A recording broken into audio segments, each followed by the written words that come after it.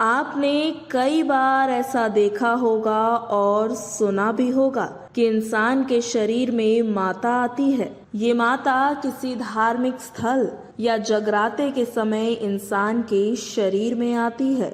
जब कोई माता किसी इंसान के शरीर में आती है तो वो अपनी जीभ बार बार बाहर निकालने लगता है और अपने सर को जोर जोर से हिलाने लगता है। ये माता अक्सर महिलाओं के शरीर में ही प्रवेश करती हैं।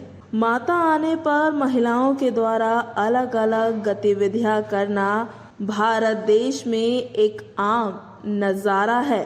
जब भी किसी धार्मिक त्योहार पर कोई इंसान अचानक से नाचने लगता है और साथ में हल्के कुछ बड़बड़ाने लगता है तो उसे माता आना ही कहा जाता है। माता आने पर औरतें अक्सर ही अपना आपा खो बैठती हैं और अपने बालों को खोल जोर जोर से सिर हिला भक्ति में लीन हो जाती है।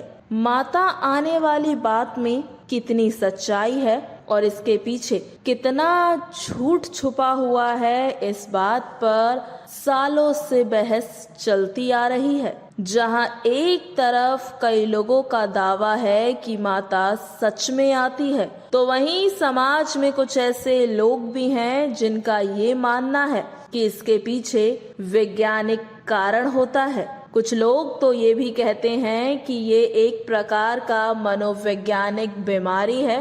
कुछ लोगों का तो ये भी आरोप है कि वैसे तो माता इंसान के शरीर में सच में आती है, लेकिन कुछ महिलाएं इसका फायदा उठाकर ढोंग भी करती हैं। नमस्कार, स्वागत है आप सभी का निष्ठा ध्वनि की इस खास पेशकश में, जहां आज हम आपसे इन्हीं कुछ अहम पहलुओं के बारे में बात करने जा रहे हैं। सबसे पहले तो आपको बता दें कि ये किसी मनुष्य या यहाँ तक कि उस व्यक्ति के वश में नहीं है जिसने देवी की महिमा को संभालने के लिए बहुत साधना की हो। इस दुनिया में एक या दो ही साधक ऐसे हैं जो वो कर सकते हैं, जो हम देखते हैं कि देवी आ गई हैं। वह एक निम्न क्रम की अलौकिक शक्ति होती है जो कभी किसी पर आ जाती है और किसी घटना को लेकर गोल मटोल कर चली जाती है। कई बार वह बहुत ही व्यक्तिगत गलतियों या चल रही समस्याओं के बारे में भी बताती है, लेकिन केवल गोलमोल ही जवाब देती है। सबसे पहले तो मैं आपको ये बता दूं कि आज के समय में, जी हाँ, आज के समय में 95% लोग देवताओं के शरीर में आने का केवल दिखावा करते हैं।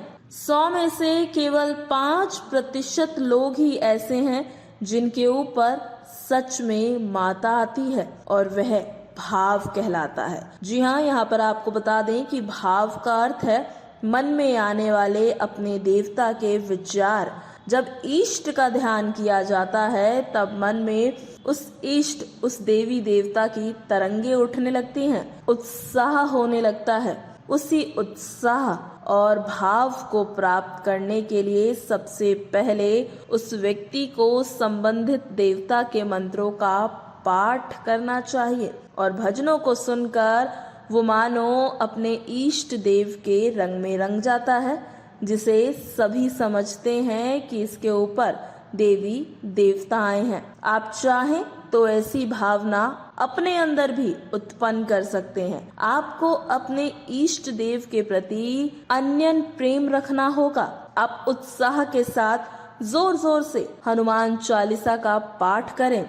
100% आपको कुछ ही पलों में ऐसा लगने लगेगा कि हनुमान जी आ रहे हैं। माता के सम्मुख बैठकर भी अगर आप उत्साह के साथ दुर्गा सप्तशती का पाठ करेंगे तो आपको कुछ ऐसी ही दिव्य झलकियां माता की दिखाई देंगी।